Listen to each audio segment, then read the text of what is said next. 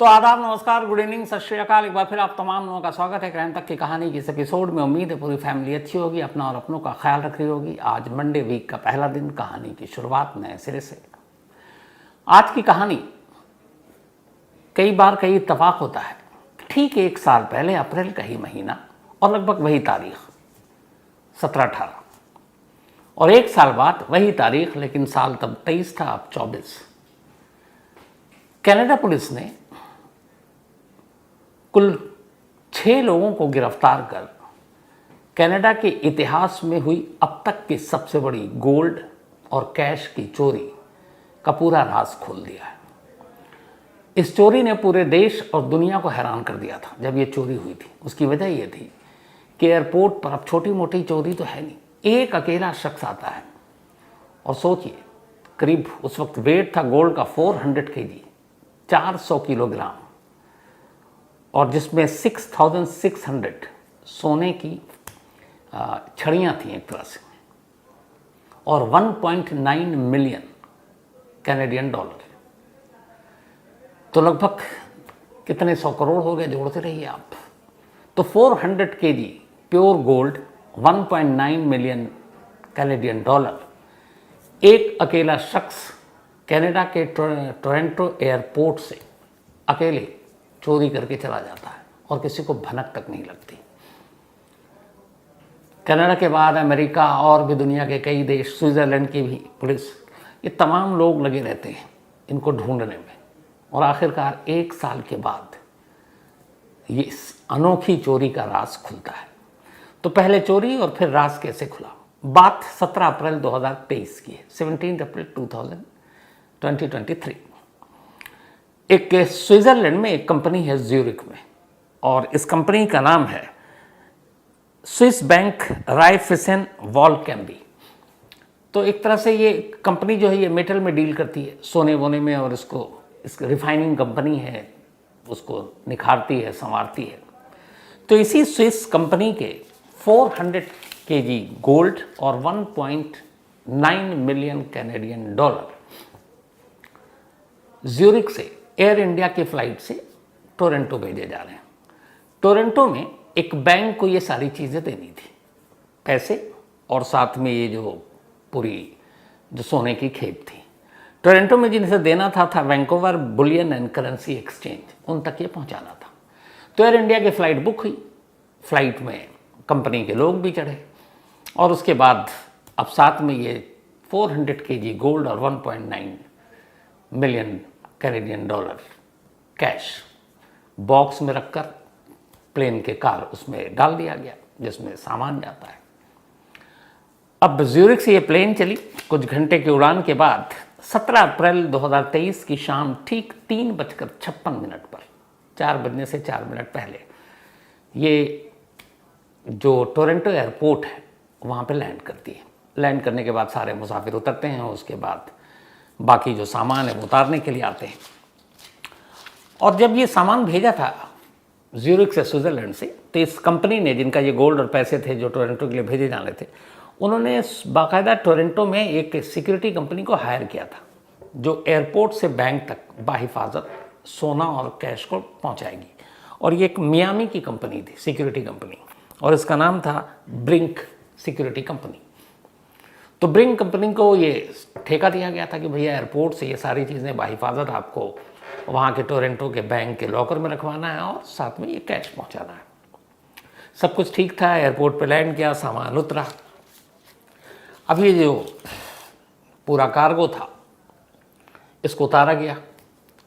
अब 400 kg है तो बड़े बॉक्स थे बहुत, उसी एक बॉक्स में सब कुछ रखा हुआ था। उसको उतारने के बाद अब जो एयरपोर्ट के, एयर कनाडा के एयरपोर्ट की अपनी कार्गो की जगह थी जो, वहाँ पर उस बॉक्स को ले जाकर रखा जाता है। अमूमन यही होता है, आपका जो सामान उतरता है एयरपोर्ट के कार्गो में उसको रखा जाता है। तो प्लेन से उतरा और ले जाकर इसको एयरपोर्ट, टोरंटो एयरपोर्ट के कार्गो में, इस पूरे जो एक तरह से बड़ा बॉक्स था उसको रख दिया गया। वाइट कलर का ये बॉक्स था जिसके अंदर ये 400 kg गोल्ड और कैश थे, रख दिया गया, वहाँ रखा हुआ है। अब कार्गो से कोई भी चीज़ रिसीव करने का एक बड़ा सिंपल तरीका पूरी दुनिया में, वो है आपको एक पेपर लेके जाना होता है ताकि आपको डिलीवरी मिले। और ये पहले से होता है कि भैया ये रहा, बाकी के पेपर जो बंदा आएगा, वो जो कंपनी आएगी, वो आपको ओरिजिनल पेपर दिखाएगी और आप उसके बाद ये सामान उसको सौंप देंगे। 3:56 पे ये उतरा, आप कार्गो के अंदर सारा सामान जाकर रखा गया है। लगभग 2.25 घंटे बीत जाते हैं। शाम के ठीक 6:32 का वक्त है। कार्गो में सारा सोना रखा हुआ है। 6:32 पर एक बंदा जो एक सिक्योरिटी कंपनी के ही ड्रेस में है, जो गाड़ियों में जैसे आपने देखा होगा एटीएम में जो करते हैं, तो वो वहां पहुंचता है उस कार्गो के बाहर गेट पे, एक बड़ी सी वाइट रंग की वैन लेकर। एक ट्रक ही था, ट्रक लेकर पहुंचता है, उतरता है, कार्गो के अंदर दाखिल होता है। वहां के जो मेन इंचार्ज उनको एक पेपर देता है। वो पेपर यही पेपर है जो आप देख रहे हैं। ये रिसीविंग था। इस पेपर को देखने के बाद ही आपको सारा माल मिलना था, वो सारे गोल्ड और वो सारे कैश। तो वहाँ के जाकर वो इंचार्ज को ये पेपर देता है, वो पेपर को चेक करता है। पेपर चेक करने के बाद देखता है कि इसका कौन सा कंटेनर है, क्योंकि कंटेनर में सारा गोल्ड रखा हुआ था। तो उस पेपर नंबर और उससे कंटेनर को मैच करता है। उसके बाद वेरीफाई करता है और फिर कहता है कि भाई अपनी गाड़ी लाओ और कंटेनर ले जाओ। अब कार्गो में बड़े बड़े चूँकि कंटेनर होते हैं तो आदमी उठा के तो रखेगा नहीं, तो वो जगह ऐसी होती है कि आपको वो बाकायदा लिफ्ट और इसके ज़रिए उठा, जो हेवी चीज़ें उठाते हैं, क्रेन और बाकी, उससे उठाकर और सीधे गाड़ी के अंदर डाल देते हैं। ये तस्वीर जो इस वक्त अंदर जा रही है, ये उसी वक्त की लाइव है। ये 17 अप्रैल शाम 6:32 की तस्वीर है। वो बंदा पेपर देता है, उसके बाद कार्गो के स्टाफ वो बड़ा सा कंटेनर, उस कंटेनर को अब एक वाइट ट्रक के अंदर लोड कर रहे हैं। ट्रक में container load, 400 kg gold, 1.9 million Canadian dollar. दरवाज़ा बंद। अब ट्रक ड्राइवर अकेला है, उसके साथ कोई नहीं है। ट्रक स्टार्ट करता और निकल जाता। कार्गो वाले सारे इत्मीनान से, सब कुछ ठीक कूल। एक डिलीवरी आई, नॉर्मल थी उनके लिए। उन्हें ये भी पता नहीं कि कंटेनर में है क्या, क्योंकि अमूमन ये सारी चीज़ें बताई नहीं जाती। लेकिन जो उसने पेपर दिया था उस बंदे ने, उस पेपर में ये लिखा था कि वो कनाडा में और बाकी पूरे यूरोप में मतलब सी फूड और बाकी उसका बहुत बड़ा सप्लायर है। बड़े बड़े आलीशान 5 स्टार 7 स्टार होटल में उसके फूड की डिलीवरी होती है। तो वो एक बहुत बड़ा फूड का एक्सपोर्टर है। तो कार्गो वालों को लगा कि इस कंटेनर में भी फूड का ही आइटम है, कुछ खाने पीने का सामान है, क्योंकि पेपर पे वही लिखा था। अब वो लेता और चला जाता है, सब बेफिक्र। लगभग 6:32 आया था, 6:35 6:40 तक निकल गया। 3 घंटे और बीत जाते हैं। अब रात के करीब 9:30 बज रहे हैं। 9:30 जब बजे, तो ठीक 9:30 बजे एक और गाड़ी आती है, कार्गो के बाहर रुकती है। उससे जो है उसका मुलाजिम उतरता है।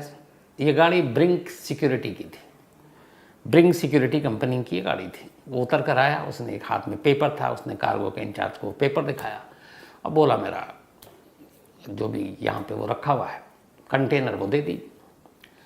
इंचार्ज देखता, अपने हेल्पर से कहता है कि जाओ इनका कंटेनर देखो, कौन सा नंबर कहाँ पे पड़ा, वो दे दो। अब वो कंटेनर ढूंढना शुरू होता है। जो पेपर पे कंटेनर नंबर है, वो कंटेनर नंबर कहीं ढूंढते ढूंढते मिलता नहीं है। काफ़ी वक्त हो जाता है। परेशानी शुरू की है, कंटेनर गया कहाँ। थोड़ी देर के बाद अचानक फिर उन्हें याद आता। उन्होंने कहा यार ये कंटेनर तो हमने 3 घंटे पहले ही दे दिया, और ब्रिंक सिक्योरिटी से ही कोई आया था और वो लेकर चला गया। अब भगदड़ मच जाती कि ये क्या। अब वो कहता भैया हम असली हैं ब्रिंक सिक्योरिटी, आपने पता नहीं किसको दिया। वो कह रहा वो भी तो ऐसे ही आया था। बोला ना। अब कार्गो वालों की हवा ख़राब। उन्होंने पहले इधर उधर चेक किया कहाँ है ये है वो। इंटरनल उन्होंने इन्वेस्टिगेशन शुरू किया। इस इन्वेस्टिगेशन में 9:30 बजे वो आए थे। अब रात के लगभग 2:30 बज चुके हैं। कुछ पता नहीं कौन क्या। ठीक फिर 2:43 पर मॉर्निंग में ये तय हुआ कि अब पुलिस को इन्फॉर्म किया जाए, पुलिस में रिपोर्ट लिखा जाए।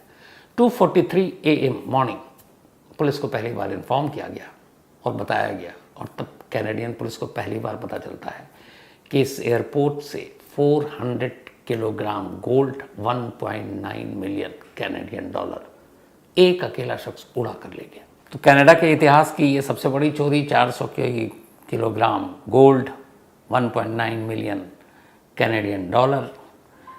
लेकिन और भी बहुत सारी चोरी हुई हैं। एक ऐसी ही चोरी, 100 करोड़ बैंक हाइस्ट, 100 करोड़ की बैंक रॉबरी, कुकू एफएम के ऑडियो लर्निंग प्लेटफॉर्म पर यह कहानी मौजूद है, 100 करोड़ बैंक हाइस्ट। और कौन है इस बैंक हाइस्ट का मास्टरमाइंड जिसने 100 करोड़ चुराए हैं, 100 करोड़ की चोरी की है। इसे जानना है तो कुकू एफएम के ऑडियो लर्निंग प्लेटफॉर्म पर जाएं और 100 करोड़ बैंक हाइस्ट ये कहानी जरूर सुनें। कुकू एफएम एक बेहद तेजी से बढ़ता हुआ ऑडियो लर्निंग ऐप है और लाखों लोग इसको सुन रहे हैं और इससे कुछ ना कुछ नया सीख रहे हैं, आगे बढ़ रहे हैं। अगर आपने अब तक कुकू एफएम की ऑडियो बुक नहीं सुनी है तो अब आपके लिए कुकू एफएम ने 7 दिन का फ्री ट्रायल शुरू किया है। इन 7 दिनों के दौरान आप पूरे प्लेटफॉर्म पर कोई भी शो सुन सकते हैं, जिनमें 5000 शो शामिल हैं, बल्कि 5000 से ज़्यादा हैं बिल्कुल मुफ्त। ऑफर बहुत तगड़ी है तो अपने दोस्तों को और फैमिली मेम्बर्स को भी ये ज़रूर बताना। जब पुलिस को ये जानकारी मिली तब तक लगभग 10-11 घंटे बीत चुके थे, पर पुलिस ने कहा कि यार इतना बड़ा ट्रक लेकर आया है, ट्रक में लेकर गया है, कहाँ भागेगा। पुलिस ने तफ्तीश शुरू की, पूरे टोरंटो के सारे सीसीटीवी फुटेज को खंगालना शुरू किया गया। कामयाबी मिली। थोड़ी देर के बाद एक वही वाइट ट्रक शहर के अलग अलग रास्तों से फिर हाईवे से गुजरता हुआ दिखाई दे रहा, और यही वो रूट है जिस रूट से वो जा रहा है। पुलिस को लगा, लेकिन जब ये पुलिस ने सीसीटीवी फुटेज देखना शुरू किया था तब तक ऑलरेडी 8-10 घंटे वो निकल चुका था, क्योंकि पुलिस को तो बाद में पता चला। अब वो कैमरे से जब उन्होंने देखना शुरू किया तो पता चला इन रास्तों से गया है। अब उन रास्तों पे पुलिस की टीम दौड़ाई गई।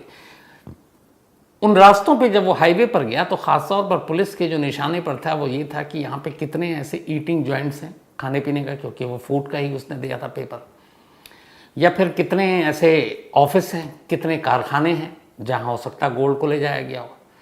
तो ऐसे करीब 225 ऐसी चीज़ें, ऐसे लोकेशन। अब उस पर पूरी पुलिस लग रही है। सोचिए 225 के करीब ठिकाने हैं, रास्ते मीलों ट्रक वो चला जा रहा है, बहुत दूर तक मिला। लेकिन एक जब कनाडा के बिल्कुल बाहरी इलाके में, गाँव के इलाके में वो ट्रक पहुंचता है, उसके बाद एक जगह जाकर एक जंक्शन है जहाँ से 3 रास्ते जा रहे हैं, वहाँ पे वो ट्रक अचानक गायब हो जाता है। उसके बाद बहुत दूर तक कोई सीसीटीवी नहीं, कुछ और नहीं, और उस ट्रक का नामो निशान नहीं मिलता। अब पुलिस के हाथ से ट्रक निकल गया। पहली बार परेशानी शुरू हुई कि यार ये तो आसान था इतने बड़े ट्रक को पकड़ना, लेकिन वो तो भाग गया। अब जो सीसीटीवी कैमरा एयरपोर्ट का था उससे देखा गया कि वो ड्राइवर कौन है। तो ड्राइवर ने पूरा अपना चेहरा वगैरह भी ढक रखा है, वो सिक्योरिटी के ड्रेस में भी है अजीब सा, लेकिन फिर भी उसके थोड़े बहुत चेहरे की झलक पुलिस को मिली। अब उसके ज़रिए छानबीन शुरू, कोई फ़ायदा नहीं। धीरे धीरे वक्त बीतने लगा। जब वक्त बीतने लगा तो फिर इधर प्रेशर भी है, उधर जो ज्यूरिक की जिस कंपनी का आया था उसने एयर इंडिया पे मुकदमा ठोक दिया कि आपकी सिक्योरिटी में लैप्स था, आपने ठीक से रखा नहीं है, आपका कार्गो सिस्टम ख़राब है। वो सोचिए कितना का जुर्माना, मतलब हर्जाना होगा। लेकिन कैनेडियन पुलिस को लगा बात इज्जत की है, उन्होंने तफ्तीश शुरू की। फिर उन्होंने एक स्पेशल टीम बनाई, एक 17 लोगों की टीम बनाई, जिनका काम था सिर्फ इस कनाडा के इतिहास की सबसे बड़ी चोरी को पकड़ने का। 17 लोगों की ये टीम बनाई गई और इस ऑपरेशन को नाम दिया गया प्रोजेक्ट 24 कैरेट। ये इस ऑपरेशन का नाम था, क्योंकि 24 कैरेट गोल्ड था वो, 400 kg। तो प्रोजेक्ट 24 कैरेट शुरू होता है।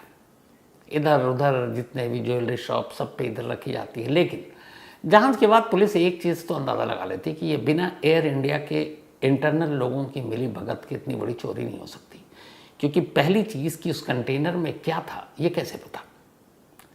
तो अब एयर इंडिया के स्टाफ को टटोलना शुरू किया गया।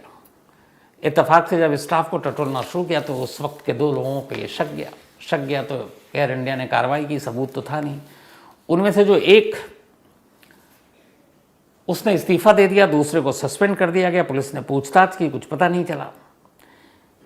इनमें एक जो एयर इंडिया के कर्मचारी, उसका नाम सिमरनप्रीत पनेसर, ये एयर इंडिया के कर्मचारी, 31 ईयर ओल्ड। पुलिस ने पूछताछ की, सबूत तो था नहीं। उसके बाद ये कनाडा से निकल गई। कनाडा से जाने के बाद दुबई, और अब खबर ये है कि शायद इंडिया में, लेकिन कनाडा पुलिस की अब तलाश है, क्योंकि कनाडा पुलिस को अब सबूत मिले। तो खैर 2 कर्मचारियों पर शक गया, पूछताछ हुई, लेकिन ना सोना मिला ना पैसे मिले। पुलिस छानती रही इधर उधर। फिर हर वो जो सोने की छड़ी थी उस पर नंबर भी थे, लेकिन ये था पुलिस को मालूम था जिसने चुराया है, और करेंसी पे भी नंबर, तो कभी ना कभी यूज़ करेगा। मार्केट में नज़र रखे रहा। कोई फ़ायदा नहीं। बड़े बड़े जो ज्वेलरी या फिर गोल्ड में डील करते थे उन कंपनियों को कांटेक्ट किया गया कि इतनी बड़ी तादाद में गोल्ड है, कोई ना कोई तो कांटेक्ट करेगा, अप्रोच करेगा, वहाँ से भी कोई क्लू नहीं। अब डर ये था कि कहीं इन सोने को गला ना दे, क्योंकि नेटफ्लिक्स वाली मनी हाइस्ट सबके दिमाग में है। तो जब चोर इतनी बड़ी चोरी करेगा तो पकड़ने का बड़ा आसान तरीका होता है कि चोरी का माल बेचते हुए आप पकड़े जाएं या फिर उसके कुछ निशानी रह जाए जिससे पकड़ ले पुलिस। तो सीरियल नंबर और बाकी चीज़ें, लेकिन अगर आप उसको गला देते हैं तो सब कुछ ख़त्म, फिर तो कोई पता ही नहीं है, फिर तो आप उस सोने का कुछ भी शेप देकर कुछ भी बना लें। तो ये भी डर, लेकिन टीम लगी रही। अप्रैल में ये हुआ था, मई जून जुलाई अगस्त बीत गया,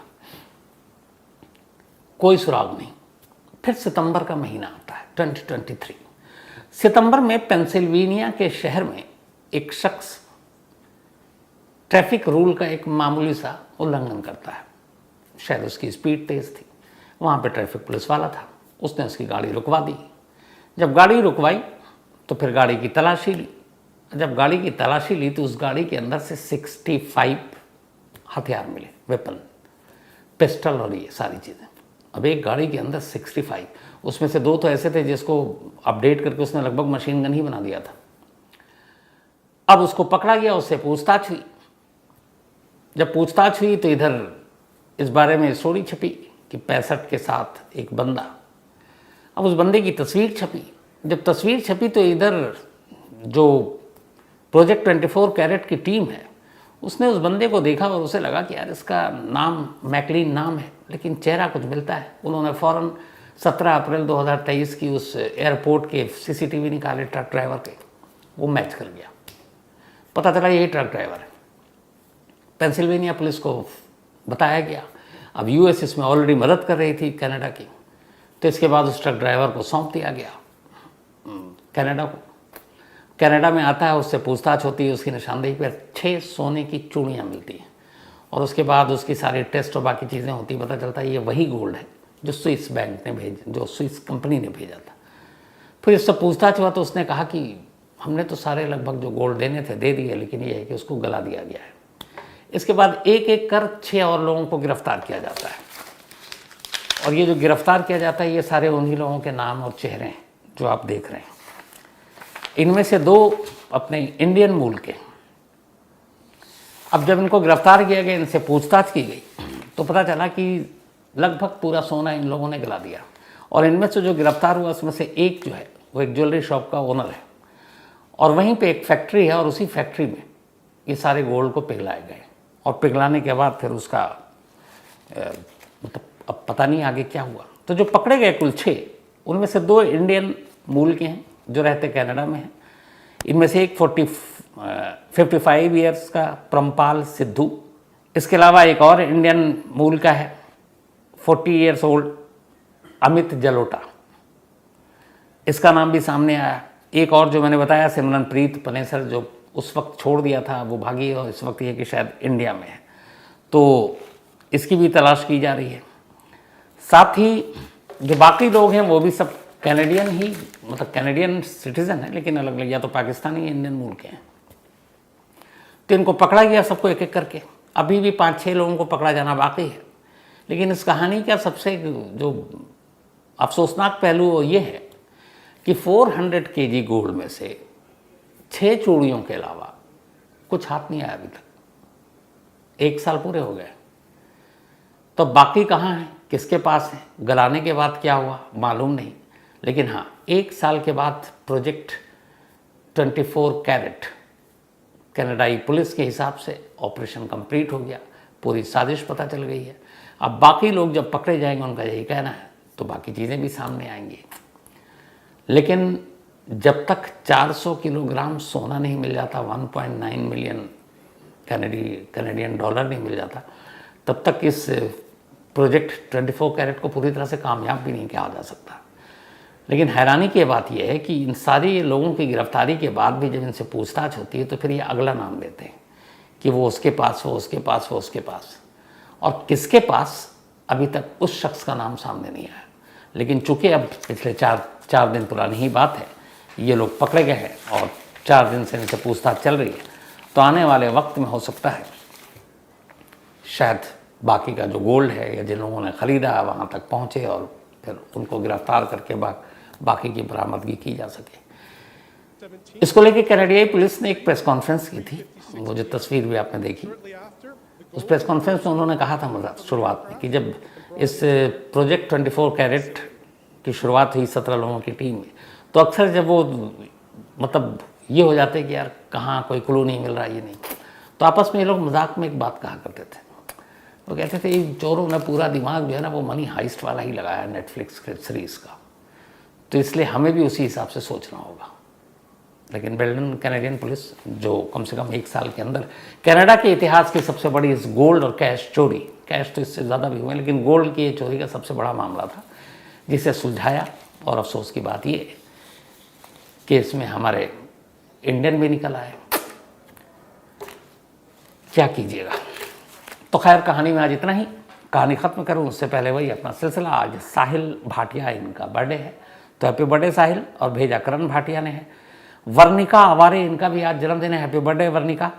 और बल्कि वेरेनिका, वर्णिका मेरी टीम में इसलिए बोल दिया, वेरेनिका आवारे, तो हैप्पी बर्थडे। और ये भेजा है अंजलि और ओंगेल आवारे ने, ये उनके पेरेंट्स हैं, और साथ ही फ्रांसिस्का और एना ने। अली कौसर कंचावाला, इनका भी आज बर्थडे है, तो हैप्पी बर्थडे कौसर। और भेजा है अकीला और समीरा ने, ये दोनों उनकी बहनें हैं। साथ ही रूपक कुमार सिंह, इनका सैटरडे का था, तो हैप्पी बर्थडे रूपक। इसके अलावा निधि, इनका भी आज बर्थडे है, भेजा काजल ने है। और गोपाल रावत, इनका भी आज बर्थडे, हैप्पी बर्थडे गोपाल, भेजा है ऋतु ने। प्रीति झा, इन्होंने एक सवाल किया है कि अक्सर जेल में कैदियों का जो बिहेवियर होता है, अच्छे चाल चलन होते हैं, उनकी सज़ाएं कम कर दी जाती हैं, माफ़ कर दी जाती हैं, उनको फिर छोड़ा जाता है। तो क्या कोई ऐसा मुजरिम जिसने क्राइम किया और भागा हुआ हो, जैसे इन्होंने एग्जांपल अभी साधु जो बन गया 35 साल से छुपा हुआ था, तो 35 साल तक वो बाहर रहा, लेकिन 35 सालों में उसने कोई क्राइम नहीं किया, कोई जुर्म नहीं किया, बल्कि अच्छे रास्ते पर चल पड़ा, शरीफ हो गया है, तो क्या उसकी सज़ा भी माफ़ हो जाएगी? तो बिल्कुल प्रीति की बिल्कुल माफ़ नहीं होगी। उसकी वजह ये है कि एक तो उसने पहले तो क्राइम किया और फिर कानून को इतना भगाया, तो एक भगोड़ा है, तो भाग रहा है, तो इसका मतलब है कानून का उल्लंघन कर रहा है।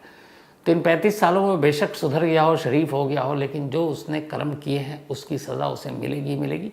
उसे जो भी अदालत उसके किए की सज़ा देगी वो साल उसको काटने पड़ेंगे। हाँ, उन सालों में अगर उसका बिहेवियर अच्छा होता है, मतलब जेल के अंदर, जेल के बाहर आपका क्या बिहेवियर उससे कोई लेना देना नहीं, जेल के अंदर के बिहेवियर माने रखते हैं और उसी हिसाब की सज़ा कम ज़्यादा की जा सकती है। अभिषेक कुमार कुशवाहा, और अभिषेक जी ने याद दिलाया हमारे पूरी क्राइम तक फैमिली के बहुत सारे बच्चे भी है, देखते हैं 10th 12th का रिजल्ट आया, तो आप तमाम लोगों को बहुत बहुत बधाई, कांग्रेट्स सभी लोग जिन्होंने अच्छा 10th और 12th का एग्ज़ाम पास करके अब 12th वाले तो कॉलेज पहुंच जाएंगे, 10th वाले 12th हो जाएंगे। तो अभिषेक जी की भी स्टूडेंट, इनके स्टूडेंट हैं आदित्य कुमार 94% 12th में, तो कांग्रेट्स तमाम बच्चों को। और जिनके देखिए नंबर ऊपर नीचे होते हैं उसमें ज़्यादा टेंशन लेने की ज़रूरत नहीं है। मेरा मानना है हमेशा फोकस ये होना चाहिए कि हमें करना क्या है लाइफ में, हमें बनना क्या है, टारगेट वो होना चाहिए। नंबर जो है वो कभी किसी की काबिलियत और किसी की नाकामी का पैमाना लाइफ में नहीं हो सकता। हाँ, रेस में हो सकता है कि अरे ये नंबर आया, इसको देखो उसको देखो, इतना ले आया, तुम्हारे इतने कम है। मेरा मानना है कि आपको जो चाहिए, जो अचीव करना है, उसके लिए इन नंबरों का उतना मतलब नहीं होता। फिर आपका वो जो अपना अंदर की जो आग है ना, कि एक लक्ष्य, एक टारगेट है और उसको हासिल करना है, वो ज़्यादा ज़रूरी होता है। तो अब मैं इसलिए नहीं कह रहा हूँ कि मेरे नंबर कम आते थे, वाकई मेरे नंबर हमेशा कम आते थे। सारा चौधरी, इसके अलावा सीमा असगर, ये पाकिस्तानी हैं लेकिन रहती यूएसए में हैं, और इन्होंने मैसेज भेजा है। एक बार जगजीत सिंह जी का कंसर्ट था पर इनकी मुलाकात नहीं हुई, और जगजीत सिंह जी की वाइफ चित्रा जी के लिए इन्होंने मैसेज भेजा है और कि वो कभी भी उनसे मिलना चाहेंगी, उनके लिए दुआएं करती हैं। Thank you so much Saima. इसके अलावा रविकांत रावत एक कहानी की फरमाइश की है, Anoop Tambaskar, thank you so much और गेट वेल सून अनूप भाई। तो लास्ट में आपको वापस एक बार फिर से याद दिला दूं कि डिस्क्रिप्शन में जो लिंक है वहाँ कुकू FM डाउनलोड करके कोको एफएम में 7 दिन का फ्री ट्रायल शुरू किया है। इन 7 दिनों के दौरान आप पूरे प्लेटफॉर्म पर कोई भी शो सुन सकते हैं, जिसमें 5000 शो शामिल हैं, बल्कि 5000 से ज्यादा हैं बिल्कुल मुफ्त। तो कहानी में आज इतना ही। अब आपसे मुलाकात होगी कल रात 9 बजे किसी नई कहानी के साथ। तो दोस्तों, आपको कहानी कैसी लगी कमेंट सेक्शन में ज़रूर बताएं। अगर आपको इस कहानी से शिकायत है तो हमारी मेल आईडी पर मेल करें, हम इस कहानी को चैनल से डिलीट कर देंगे। और अगर आपको कहानी अच्छी लगी हो तो लाइक एंड सब्सक्राइब करना ना भूलें। इससे आपका तो कुछ नहीं जाएगा, पर हमारा मोटिवेशन ज़रूर बढ़ेगा। धन्यवाद।